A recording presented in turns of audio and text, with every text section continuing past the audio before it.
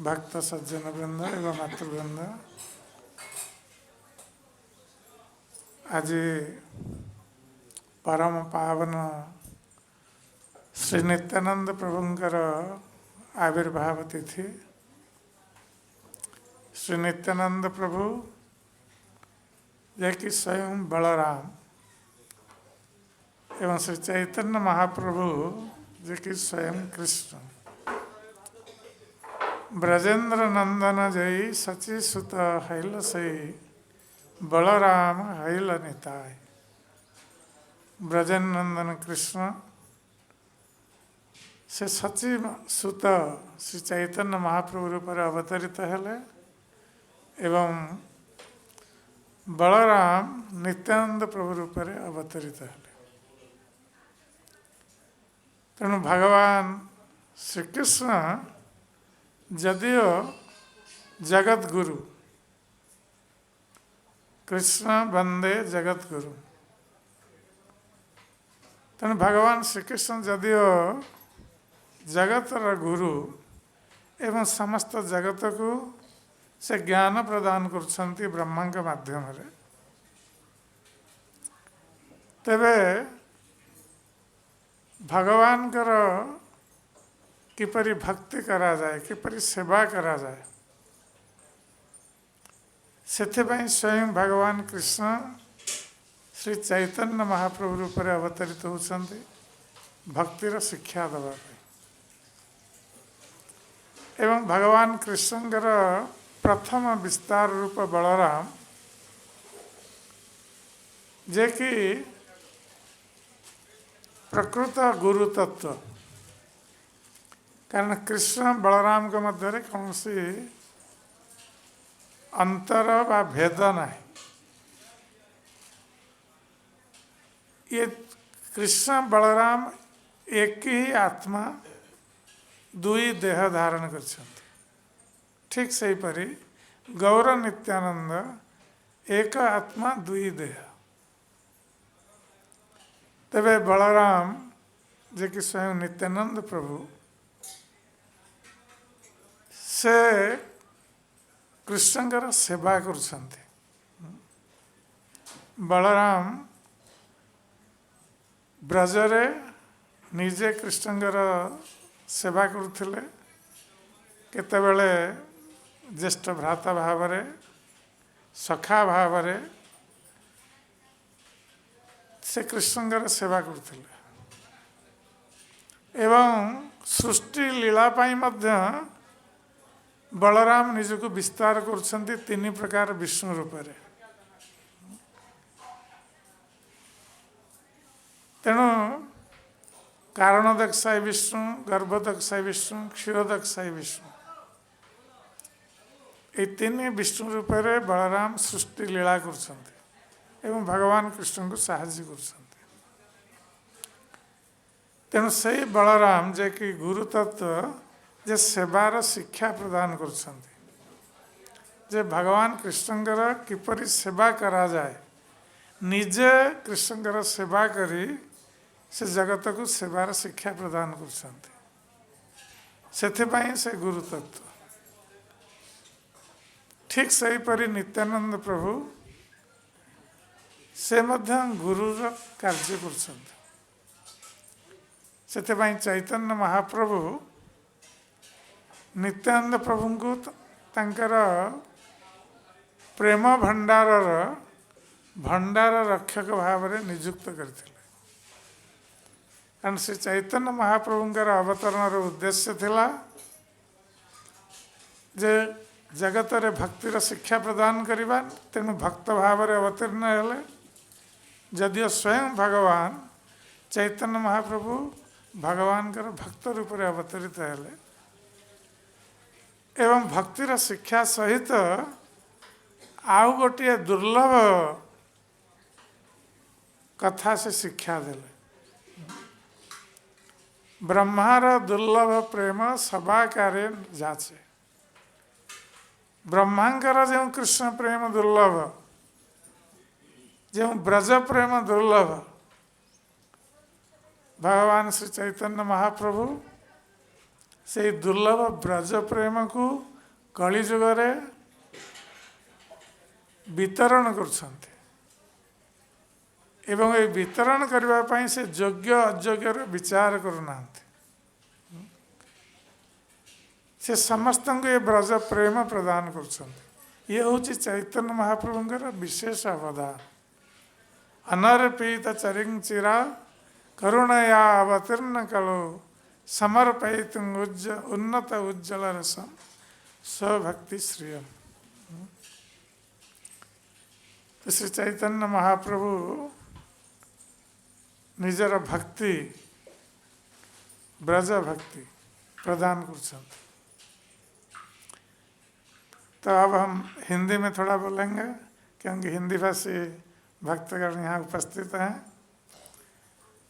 तो हम ये कह रहे थे कि आज श्री नित्यानंद प्रभु का आविर्भाव दिवस है और नित्यानंद प्रभु ये बलराम जी के अवतार हैं। ब्रजेंद्र नंदन जय सची सुत हैल सही बलराम हैल निताय। तो भगवान श्री कृष्ण ब्रजेंद्र नंदन कृष्ण ये सची सुत श्री चैतन्य महाप्रभु के रूप में अवतरित हुए और बलराम श्री नित्यानंद प्रभु के रूप में अवतरित हुए। यद्यपि भगवान कृष्ण जगत गुरु हैं, सारे जगत को गुरु के रूप में ज्ञान प्रदान करते हैं, किंतु भगवान श्री कृष्ण जब अपने को विस्तार करते हैं बलराम के रूप में, तो बलराम जी के माध्यम से वो सारे जगत को सेवा की शिक्षा देते हैं। क्योंकि भगवान जब चैतन्य महाप्रभु के रूप में आते हैं तो स्वयं भक्ति करके जगत को भक्ति की शिक्षा देते हैं, किंतु बलराम जी ये स्वयं कृष्ण की सेवा करते हुए ब्रज में सेवा की शिक्षा देते हैं और वही बलराम नित्यानंद प्रभु के रूप में अवतरित होते हैं। और जब चैतन्य महाप्रभु नित्यानंद प्रभु के साथ अवतरित हुए तो चैतन्य महाप्रभु ने नित्यानंद प्रभु को अपने प्रेम भंडार के रक्षक के रूप में नियुक्त किया था। क्योंकि चैतन्य महाप्रभु के अवतरण का उद्देश्य भक्ति शिक्षण के साथ साथ ब्रज प्रेम प्रदान करना था। तो जो ब्रह्मा का दुर्लभ है, ब्रह्मार दुर्लभ प्रेम सभा कार्य जाचे, ब्रह्मा का जो ब्रज प्रेम दुर्लभ है, क्योंकि हम लोग जानते हैं कि ब्रह्मा गए थे ब्रज में और किस प्रकार अपराध किया था कृष्ण के चरणों में, उनके ग्वाल बाल और बछड़ों का अपहरण करके। क्योंकि ब्रह्मा समझ नहीं सके कि कृष्ण कौन है और उनका प्रेम कैसा है ब्रजवासियों के प्रति। तो इसलिए ब्रह्मा का ये दुर्लभ ब्रज प्रेम है, किंतु उसी ब्रज प्रेम को चैतन्य महाप्रभु इस कलयुग में वितरण कर रहे हैं। योग्य अयोग्य का विचार नहीं कर रहे हैं। और वही ब्रज प्रेम के भंडार जो है उसका रक्षक है श्री नित्यानंद प्रभु। अर्थात जब तक नित्यानंद प्रभु की कृपा नहीं होगी कोई चैतन्य महाप्रभु की कृपा को प्राप्त नहीं कर सकता। जिस प्रकार बलराम जी की कृपा नहीं होगी तो कृष्ण की कृपा प्राप्त नहीं हो सकती, क्योंकि ये गुरु तत्व है।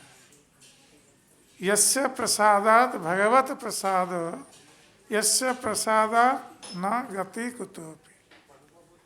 जब गुरु प्रसन्न होते हैं तो भगवान प्रसन्न होते हैं, जब गुरु अप्रसन्न होते हैं किसके ऊपर तो कृष्ण प्रसन्न नहीं होते उस व्यक्ति के ऊपर, चाहे वो कितना बड़ा भक्त क्यों ना हो।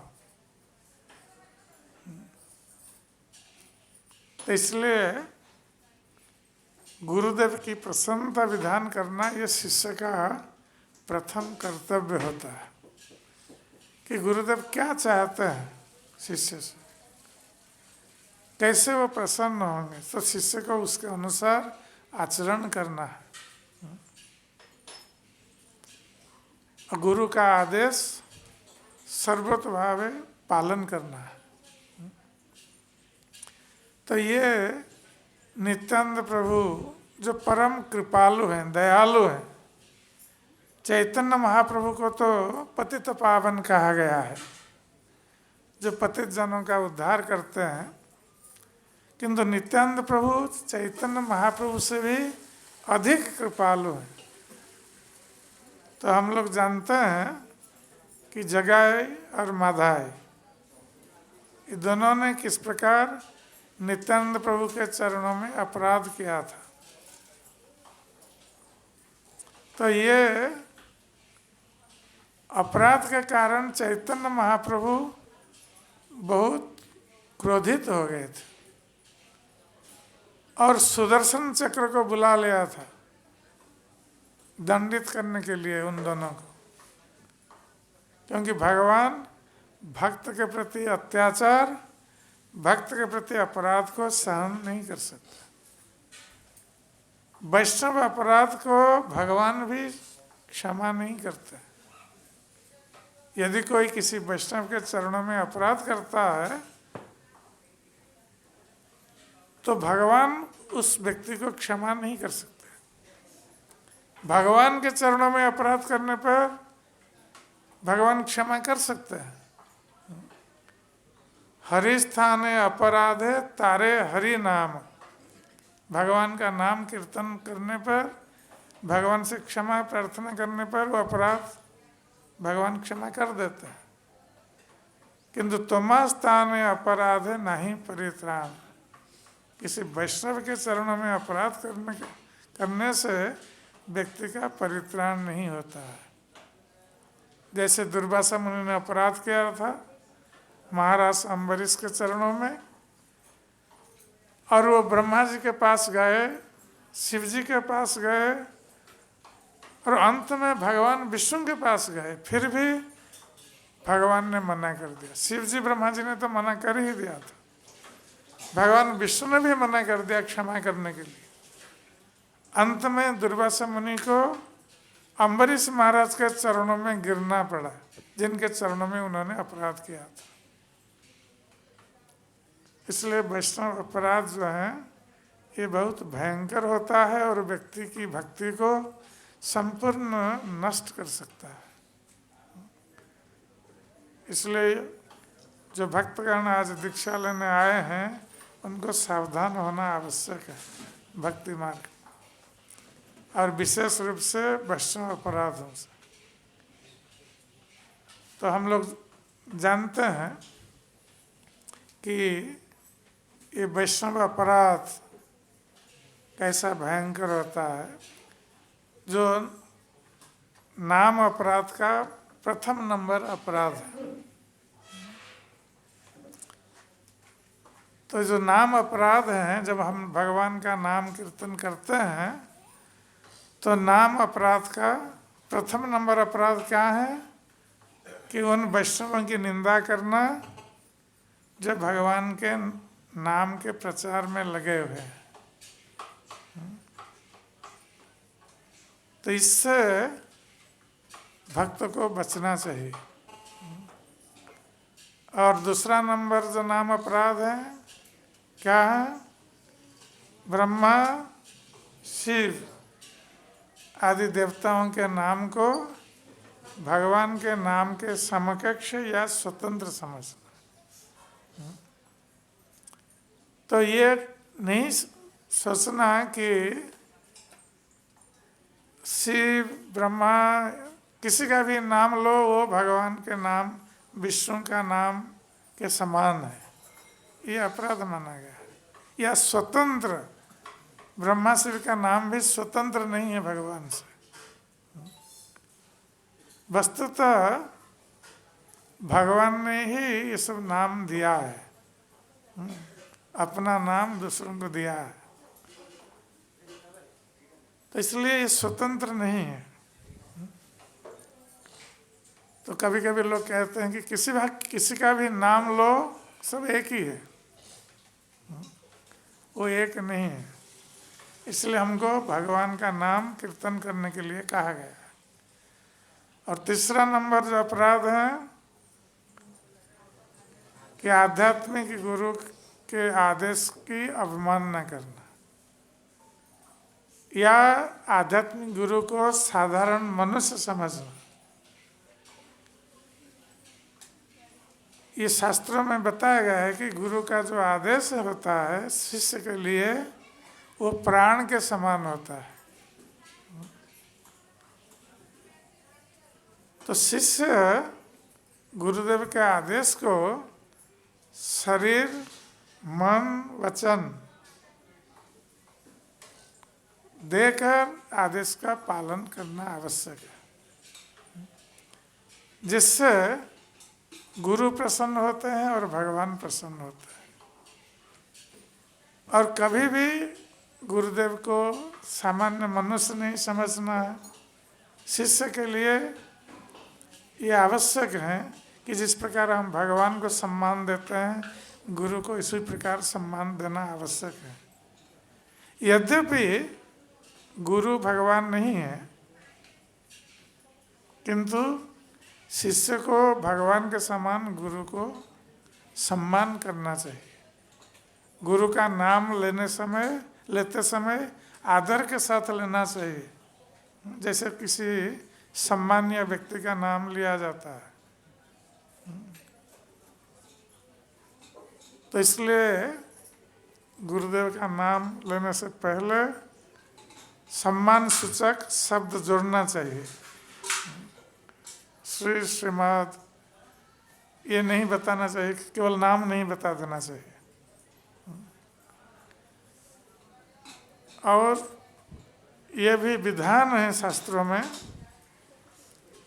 कि जिस प्रकार हम भगवान के पास आते हैं, जितनी बार हम भगवान के पास आते हैं, भगवान के सामने हमें प्रणाम करना चाहिए भगवान को। ये नहीं है कि हम तो अभी आए थे, भगवान को प्रणाम किया था, अब नहीं करना है, एक बार कर दिया हो गया। तो इस शास्त्र में विधान है कि भगवान के पास हम जितनी बार आएंगे उतनी बार प्रणाम करेंगे। तो उसी प्रकार गुरुदेव के पास भी हम जितनी बार आएंगे प्रणाम करना चाहिए। तो इससे सम्मान का भाव रहता है गुरुदेव के प्रति, अवज्ञा का भाव नहीं रहेगा इससे। तो ये तृतीय नंबर अपराध है कि गुरुदेव की आज्ञा का उल्लंघन करना। चौथा नंबर अपराध वैदिक शास्त्रों का क्या है? वैदिक शास्त्रों की या अनुयायी शास्त्रों की निंदा करना। कभी भी हमें ये सोचना नहीं चाहिए कि शास्त्रों में जो कुछ लिखा है इसे बढ़ा चढ़ा कर लिख दिया है। ये वस्तुतः सत्य नहीं है। जो वैदिक शास्त्र हैं, ये ज्ञान स्वयं भगवान से आता है। ये किसी व्यक्ति विशेष के द्वारा नहीं दिया गया है। ब्रह्मा जी जो सृष्टि के प्रथम जीव है, तो ब्रह्मा जी पहले इस ज्ञान को भगवान से प्राप्त हुए थे। ब्रह्मा जी ने अपने शिष्य नारद को दिया था, नारद ने व्यासदेव को दिया था। ये गुरु शिष्य परंपरा क्रम में ये ज्ञान आ रहा था। इसलिए इस ज्ञान का स्रोत स्वयं भगवान है। और शास्त्रों में जो कुछ भी बताया गया है वो सब सत्य है। कभी कभी हो सकता है कि एक शास्त्र एक प्रकार का बोलते हैं, दूसरे शास्त्र में दूसरा कुछ लिखा हुआ है, हम समझ नहीं सकते उसको, किंतु वो सब कुछ सत्य है। तो ये शास्त्रों में वस्तुतः कोई विरोधाभास नहीं है, हमारे समझने में विरोधाभास है। इसलिए शास्त्रों की कभी निंदा नहीं करना। और 5वां नंबर अपराध जो है, भगवान के नाम जप की महिमा को काल्पनिक समझना। तो नाम जप की महिमा बहुत कुछ शास्त्र में बताया गया है, अभी हम उसके ऊपर चर्चा करेंगे कि भगवान का नाम कीर्तन करने से क्या होता है, उसकी महिमा क्या है। तो कोई सोचेगा कि ये सब ऐसे ही बता दिया गया है, नाम जप करने से थोड़े ये शुभ होगा, तो ये अपराध माना गया है। और ये कभी सोचना कि ये सब काल्पनिक है, सत्य नहीं है, तो ये अपराध माना गया है। और 6ठा नंबर अपराध कि भगवान के नाम का अर्थांतर करना, अपने मन से अपना पांडित्य प्रदर्शन करने के लिए भगवान के नाम का अलग अलग अर्थ निकालना। तो एक बार बल्लवाचार्य जी गए थे चैतन्य महाप्रभु के पास और उनको बताया कि हमने भगवान कृष्ण के नाम का बहुत कुछ अर्थ किया है, बहुत सुंदर सुंदर अर्थ किया है, आप थोड़ा इसको सुने। तो चैतन्य महाप्रभु ने क्या कहा कि हम भगवान के नाम का, कृष्ण नाम का और कोई अर्थ नहीं जानते हैं, क्या सुनना नहीं चाहते। हम तो एक ही अर्थ जानते हैं कि भगवान कृष्ण श्याम सुंदर हैं, ये ब्रजेंद्र नंदन श्याम सुंदर, इसके अतिरिक्त हम कुछ नहीं जानते। तो उन्होंने मना कर दिया। बल्लभाचार्य जो बहुत बड़े विद्वान थे, पंडित थे, और उनमें थोड़ा ज्ञान का गर्व भी था, क्योंकि पांडित्य होने पर गर्व आता है। चैतन्य महाप्रभु इस बात को जानते थे, इसलिए उन्होंने मना कर दिया सुनने के लिए। तो ये कभी भी भगवान के नाम का अर्थांतर नहीं करना। 7वां नंबर अपराध, भगवान के नाम के बल पर पाप पूर्ण कार्य करना। तो कभी कभी जैसे बताया गया है कि नाम की महिमा में कि नाम जप करने से सारे पाप नष्ट हो जाते हैं।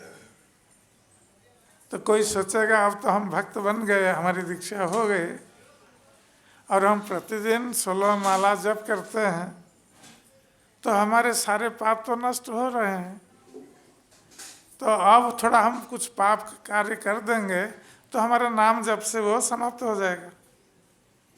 तो ये अपराध माना गया है, नाम के बल पर पाप कर्म करना, कि हम नाम जप कर रहे हैं इसलिए हम पाप कार्य कर सकते हैं, ऐसा सोचना और करना पाप कार्य, ये अपराध माना गया है। और 8वां नंबर अपराध,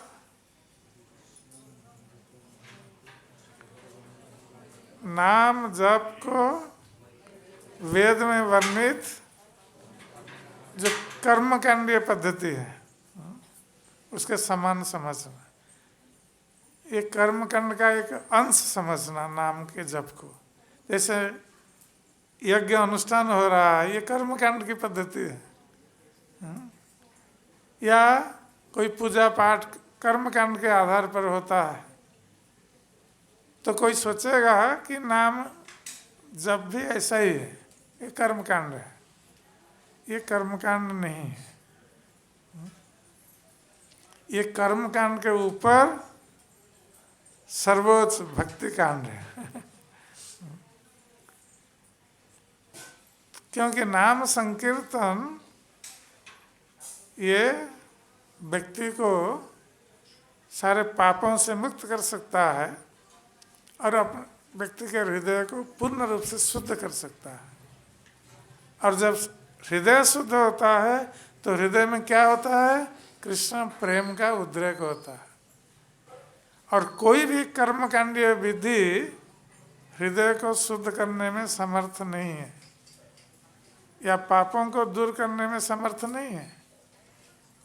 इसलिए नाम जप ये कर्मकांडीय विधि के अनुसार नहीं आता है।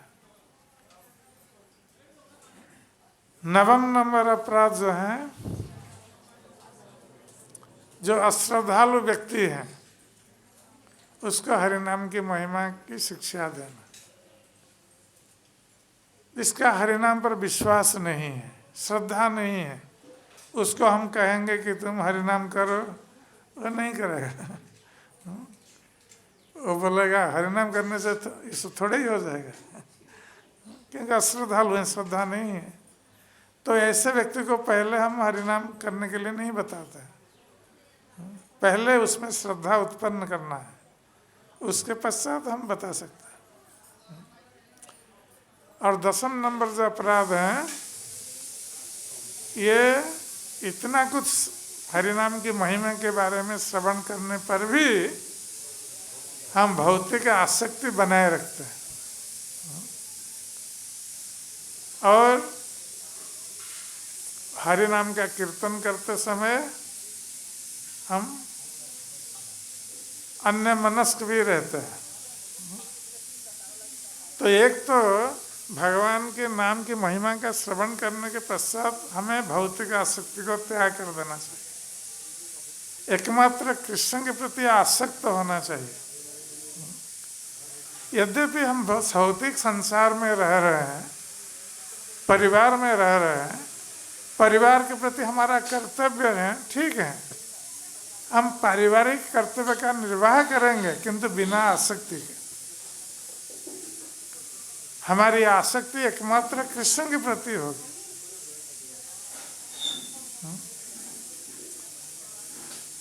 तब फिर पारिवारिक कर्तव्य निर्वाह में कोई दोष नहीं होता है, हम कर सकते हैं, किंतु आसक्ति रहित होकर।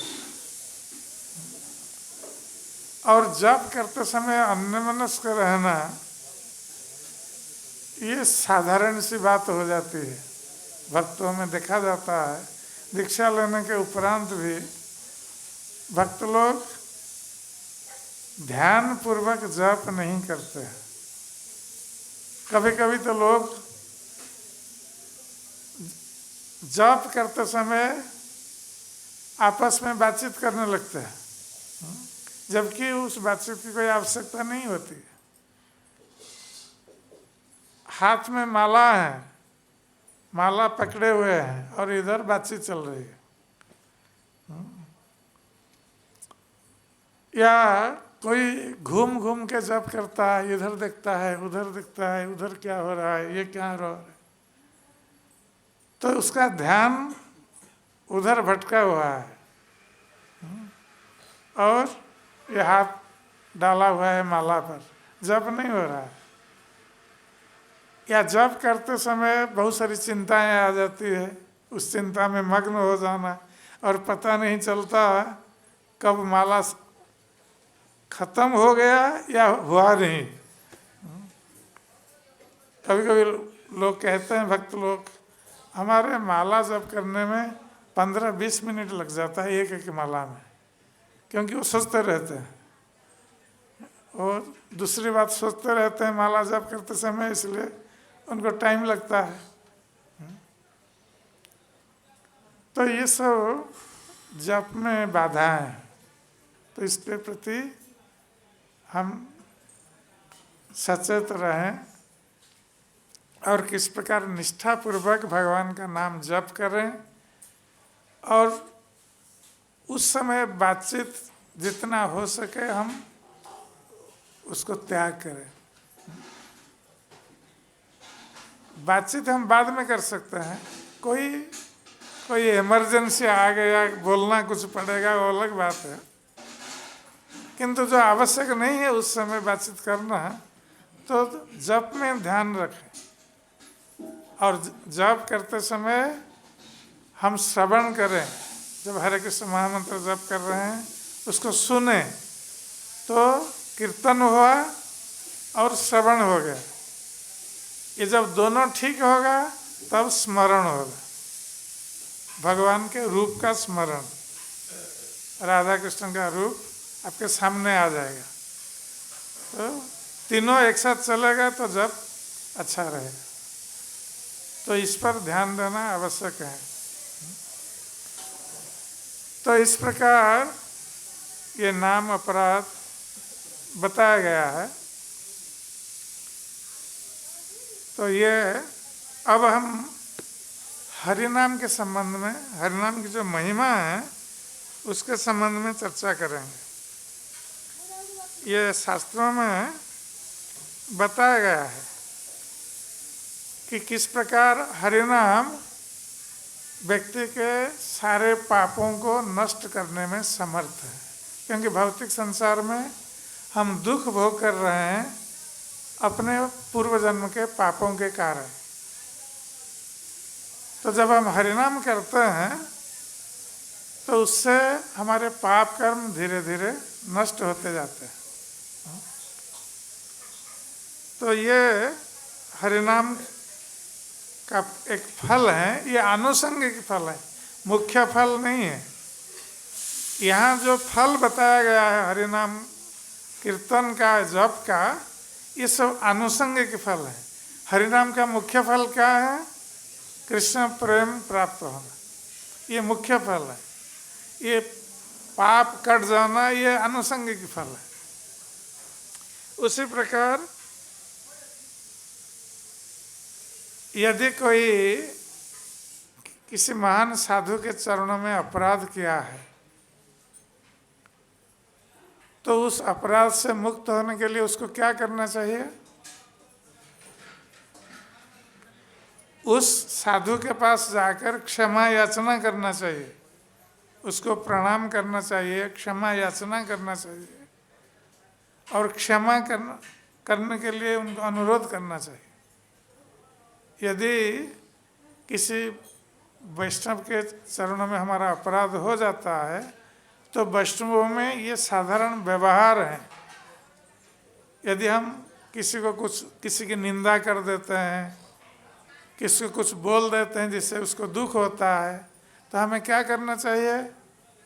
हमें जाकर उसको प्रणाम करना चाहिए और बोलना चाहिए कि प्रभु जी हमसे भूल हो गई, हमने आपकी निंदा की या आपके संबंध में ऐसा कहा, तो ये हमारा उचित नहीं था, इसलिए आप मुझे क्षमा कर दीजिए। तो फिर वो व्यक्ति क्षमा कर सकता है।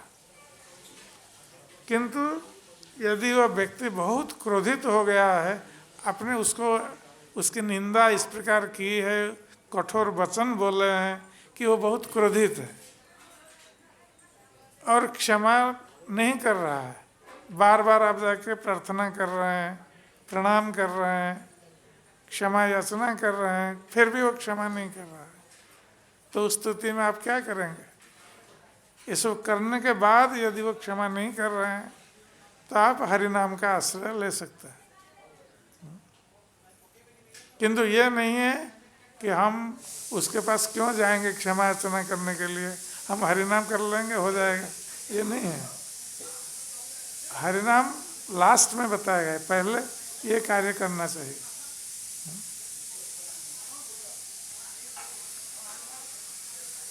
और ये हरिनाम की और एक महिमा है कि जब हम रोग में पड़ते हैं, कोई रोग होता है, हम डॉक्टर के पास जाते हैं, डॉक्टर मेडिसिन देते हैं, किंतु कभी वो रोग ठीक होता है, कभी ठीक भी नहीं होता है। मेडिसिन वही है, तो उसमें किसका ठीक हो रहा है, किसका ठीक नहीं हो रहा है। तो वस्तुतः हमें मेडिसिन ठीक नहीं करता है। जब मेडिसिन में भगवान की कृपा आ जाती है तब वो मेडिसिन काम करता है। यदि भगवान की कृपा नहीं है, मेडिसिन काम नहीं करेगा। इसलिए डॉक्टर लोग लिखते हैं ना मेडिसिन प्रेस्क्राइब करने से पहले क्या लिखते हैं? हाँ? RX लिखते हैं। इसका अर्थ क्या है? जोर से बोलो। हैं? Pray to God. डॉक्टर लोग भी भगवान को पुकारते हैं कि हम जो मेडिसिन दे रहे हैं इस रोगी को, आप कृपा करिए मेडिसिन काम कर रहे हैं इसके ऊपर। तो ये भगवान की कृपा सर्वोपरि है। और ये डॉक्टर बोल रहे हैं, ये हमारे डॉक्टर हैं डॉक्टर प्रताप।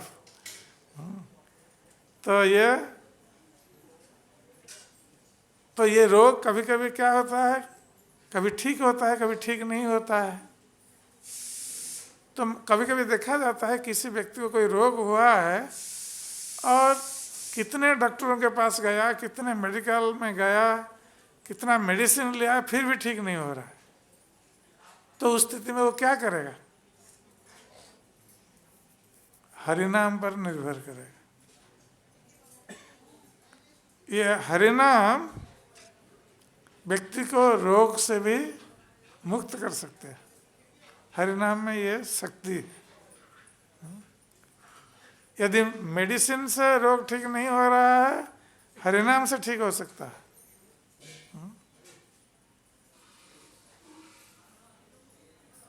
और इसका ज्वलंत प्रमाण है श्री गौर गोविंद सिंह महाराज।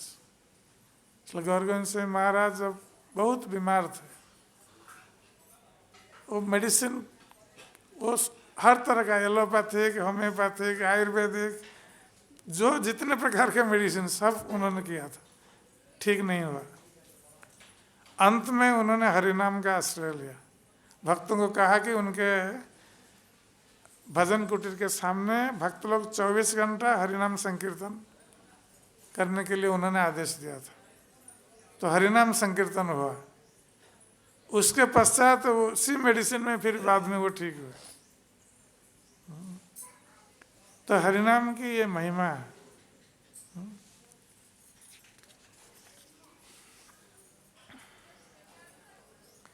और जो लोग हरिनाम करते हैं उनके ऊपर कोई मंत्र तंत्र कार्य नहीं करता है। जैसे कभी कभी लोग मंत्र तंत्र करते हैं, जिसको ब्लैक आर्ट कहते हैं। तो तंत्र विद्या जो है, तो कुछ मंत्र के द्वारा किसी का कुछ अनिष्ट करना, किसको मार देना, ऐसा कार्य करते हैं। किंतु जो हरिनाम कर रहा है उसके ऊपर ये मंत्र तंत्र कुछ काम नहीं करेगा। जब हम हरिनाम संकीर्तन कर रहे हैं, हरे कृष्ण कृष्ण कृष्ण हरे हरे, हरे राम राम राम हरे हरे, ये महामंत्र का जप करने के साथ साथ हमारे चारों तरफ एक सुरक्षा वलय की सृष्टि होती है। सुरक्षा का जो रिंग है चारों तरफ, कोई मंत्र तंत्र प्रवेश नहीं कर सकता भीतर। और कोई भूत प्रेत पिशाच, कभी कभी प्रेतात्मा या भूत लगते हैं ना लोगों को, तो यदि कोई हरिनाम का जप कर रहा है उसके ऊपर कोई सवार नहीं हो सकता भूत प्रेत। तो ये हरिनाम की महिमा है। इसलिए आप निर्भय में विचरण कर सकते हैं हरिनाम करके।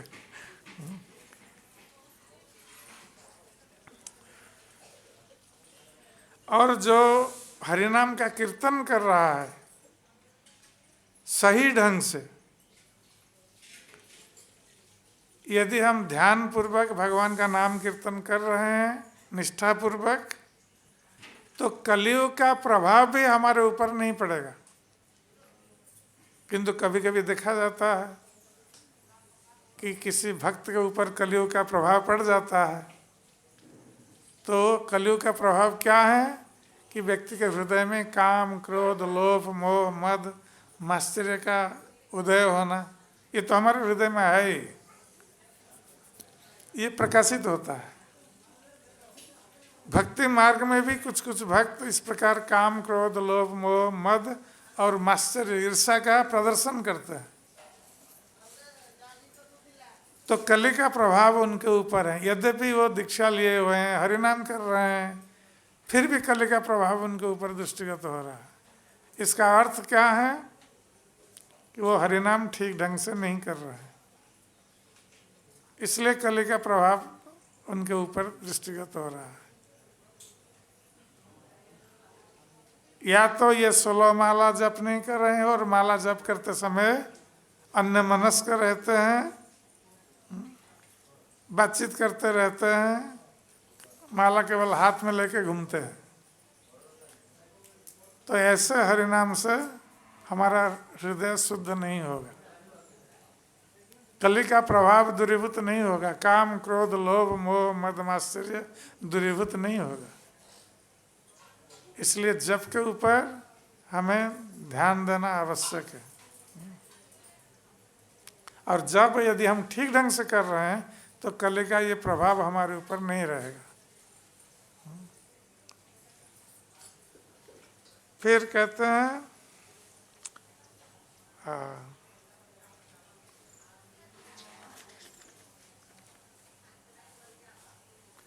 यदि कोई हरिनाम कर रहा है तो सारे तीर्थ गमन का फल उसको एक स्थान पर प्राप्त हो जाता है। हम लोग तीर्थ स्थानों में जाते हैं शुद्ध होने के लिए, तीर्थ जल में स्नान करते हैं, शुद्ध होते हैं। किंतु यदि हम हरिनाम कर रहे हैं तो हम प्रतिदिन तीर्थ जल में स्नान कर रहे हैं, और तीर्थ जल में स्नान करने का फल एक स्थान पर रहकर भी हम प्राप्त हो सकते हैं। ये हरिनाम का फल है।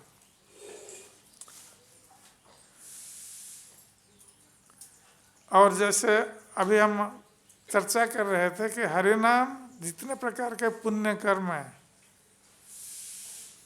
सबसे ऊपर है। वस्तुतः वो पुण्य कर्म से परे है, पुण्य कर्म नहीं है।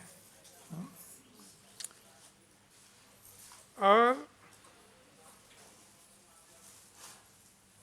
भगवान श्री कृष्ण ने इस अपने नाम में अपनी सारी शक्तियां भर दी।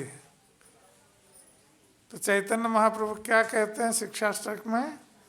नामनांगकारी बहुधा निज सर्वशक्ति तत्रार्पित नियमित स्मरणे न काल। तो ये भगवान के अनंत नाम है और भगवान ने अपनी सारी शक्तियां अपने नामों में भर दी। इसलिए नाम प्रभु ये बहुत कृपाशील है, भगवान से भी अधिक कृपाशील। भगवान ने अपनी सारी शक्तियां दे दी इस नाम में। इसलिए हरि नाम का जप करने के लिए यहाँ तक कि दीक्षा की भी कोई आवश्यकता नहीं है। तो फिर आप लोग क्यों दीक्षा ले रहे?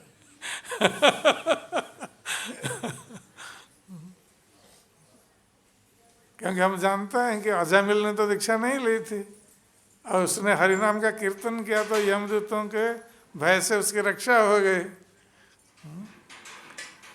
तो भगवान का नाम जप करने के लिए दीक्षा विधान की आवश्यकता नहीं है, कोई भी भगवान का नाम जप कर सकता है। तब हम दीक्षा तब क्यों ले रहे हैं? क्योंकि ये दीक्षा लेने का यही कारण है,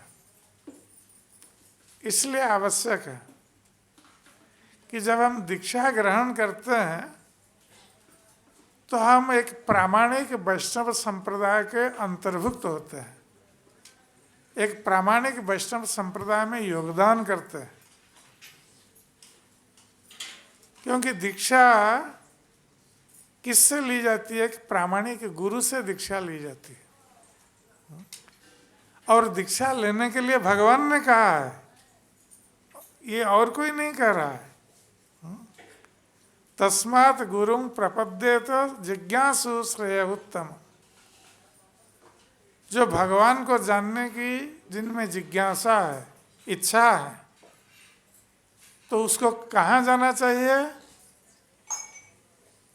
गुरु के पास जाना चाहिए, भगवान ने कहा। क्योंकि हरिनाम तो कोई भी कर सकता है, किंतु भगवान के संबंध में ज्ञान प्राप्त करने के लिए गुरु की आवश्यकता है। हम भगवान को कैसे जानेंगे? इसलिए गुरु ही बता सकता है, क्योंकि गुरु ही भगवान के संबंध में ज्ञान प्रदान कर सकता है। इसलिए भगवान कहते हैं कि तस्मात् गुरुं प्रपद्येत। ऐसे गुरु के पास जाओ, उनकी शरण में जाओ। यदि मेरे संबंध में जानना चाहते हो तो ऐसे गुरु के पास जाओ। तद्विधि प्रणिपातेन परिप्रश्नेन सेवया उपदेक्षन्ति ते ज्ञानम ज्ञानिनः तत्वदर्शी। जो तत्वदर्शी गुरु हैं, जो मेरे तत्व को जानता है, भगवान कृष्ण कहते हैं। तो भगवान कृष्ण का तत्व क्या है? जन्म कर्मं च मे दिव्यं एवं जो व्यति तत्वतः। भगवान कृष्ण कहते हैं कि मेरा जन्म और कर्म दोनों दिव्य हैं। इसको जो तत्वतः जानता है, त्यक्ता देहं पुनर्जन्म नैति मामेति सर्जन। वो व्यक्ति शरीर को त्याग करने के पश्चात मेरे पास आता है, उसका पुनर्जन्म भौतिक संसार में नहीं होता। इसलिए भगवान कृष्ण को तत्वतः जानना आवश्यक है, यदि हम इस भौतिक संसार से मुक्त होना चाहते हैं, संसार के दुखों से मुक्त होना चाहते हैं। तो भगवान कृष्ण को तत्वतः जानने के लिए गुरु की आवश्यकता है। इसलिए स्वयं भगवान ने भी गुरु ग्रहण करके आदर्श स्थापित किया है संसार में। जबकि कृष्ण जगत गुरु हैं, किंतु जब भगवान कृष्ण अवतरित हुए भौतिक संसार में तो संदीपनी मुनि को अपना गुरु बनाया। चैतन्य महाप्रभु ने किसको गुरु बनाया? ईश्वरपुरी। ईश्वरपुरी का गुरु बनाया। उनको आवश्यकता नहीं है गुरु बनाने की, किंतु भगवान स्वयं गुरु बना रहे हैं, ये आदर्श स्थापित करने के लिए कि संसार के लोग उनसे सीखेंगे। यद यद आचरति श्रेष्ठ तत्तत एवेतरो जना सयत प्रमाणं कुरुते लोकस्तदनुवर्तते। तो श्रेष्ठ व्यक्ति जैसा आचरण करेगा, दूसरे लोग उसका अनुकरण करेंगे, अनुसरण करेंगे। तो इसलिए गुरु ग्रहण करने की आवश्यकता को भगवान ने स्वयं कहा है। तो अब प्रश्न उठता है,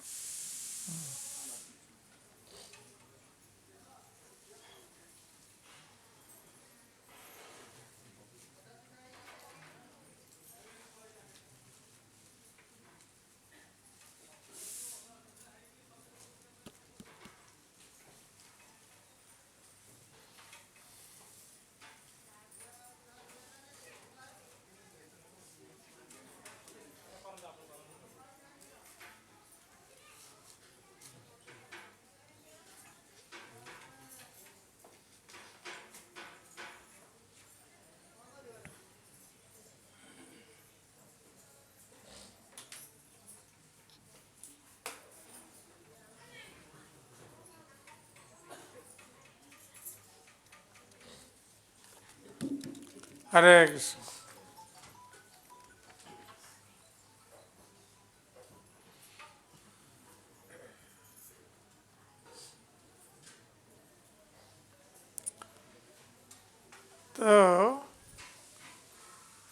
तो भगवान श्री कृष्ण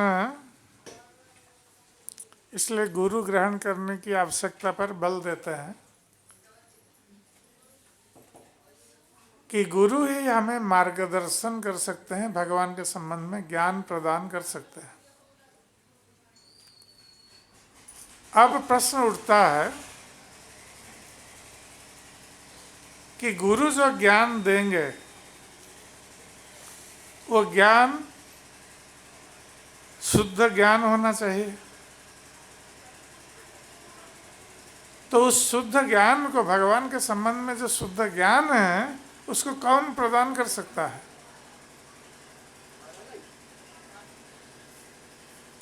क्योंकि भगवान स्वयं इस ज्ञान के दाता है। भगवान कृष्ण ने अपने संबंध में ज्ञान प्रदान किया है। पहले ब्रह्मा को, ब्रह्मा ने नारद जी को, नारद ने वासुदेव को। इस प्रकार भगवान के संबंध में ज्ञान गुरु शिष्य परंपरा क्रम में आ रहा है। तो ये ज्ञान के स्रोत के 4 माध्यम हैं, जिनके माध्यम से ज्ञान का स्रोत हमारे पास आ रहा है। और उस ज्ञान का स्रोत कौन हो सकता है? जो भगवान के अत्यंत अंतरंग निकटतम भक्त है, वही भगवान के संबंध में बता सकते हैं। तो ब्रह्मा जी को हम जानते हैं कि ब्रह्मा जी सृष्टि के प्रथम जीव, और भगवान ने उनको प्रत्यक्ष रूप से ज्ञान प्रदान किया था। तो ब्रह्मा जी की परंपरा में, गुरु शिष्य परंपरा में जो ज्ञान आता है, ये प्रामाणिक ज्ञान है। इसलिए ब्रह्मा जी से जो संप्रदाय, गुरु शिष्य संप्रदाय की सृष्टि होती है, इसको ब्रह्म संप्रदाय कहा गया है। और इस संप्रदाय के आधुनिक काल के मुख्य आचार्य हैं मध्वाचार्य, इसलिए इसको ब्रह्म माध्व संप्रदाय कहा गया है। और इस संप्रदाय में स्वयं भगवान कृष्ण श्री चैतन्य महाप्रभु के रूप में उन्होंने दीक्षा ग्रहण की थी। चैतन्य महाप्रभु ने दीक्षा ग्रहण की थी इसी संप्रदाय में, ब्रह्म माध्व संप्रदाय में, जिसके बाद इस संप्रदाय का नाम हुआ ब्रह्म माध्व गौड़ीय संप्रदाय। तो हम लोग उसी ब्रह्म माध्व गौड़ीय संप्रदाय में आते हैं। तो ये एक ज्ञान प्राप्त होने की विधि है संप्रदाय से। दूसरा जो संप्रदाय है, प्रामाणिक संप्रदाय, जो लक्ष्मी देवी से प्रारंभ होता है। लक्ष्मी देवी भगवान की पत्नी है, तो पत्नी पति के संबंध में अधिक बता सकती है, और कौन बता सकता है? तो लक्ष्मी देवी के माध्यम से भगवान के संबंध में जो ज्ञान आता है, ये लक्ष्मी की एक संप्रदाय है। तो लक्ष्मी देवी को श्री कहा गया, इसलिए इसको श्री संप्रदाय कहा जाता है। और श्री संप्रदाय के मुख्य आचार्य हैं आधुनिक काल के रामानुजाचार्य। तो ये रामानुज संप्रदाय, ये एक प्रामाणिक वैष्णव संप्रदाय है।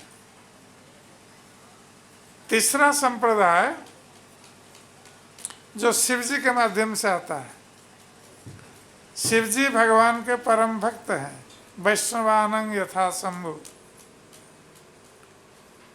तो शिव जी के माध्यम से भगवान के संबंध में जो ज्ञान प्राप्त होता है, शिव जी का एक अपना संप्रदाय है, और उस संप्रदाय के मुख्य आचार्य विष्णु स्वामी हैं।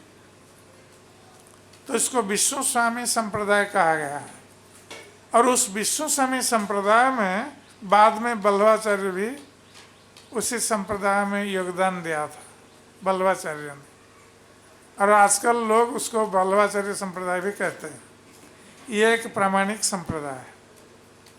और चौथा वैष्णव संप्रदाय, वो जो कुमारों के माध्यम से आता है, चतु कुमार, जिन्होंने भगवान अनंत देव से ज्ञान प्राप्त किया था, डायरेक्ट प्रत्यक्ष ज्ञान भगवान अनंत देव ने दिया था चतु कुमार को। तो उनके माध्यम से जो ज्ञान आ रहा है, तो उनका एक संप्रदाय है कुमार संप्रदाय। तो उस संप्रदाय के आधुनिक काल के मुख्य आचार्य हैं निम्बार्काचार्य।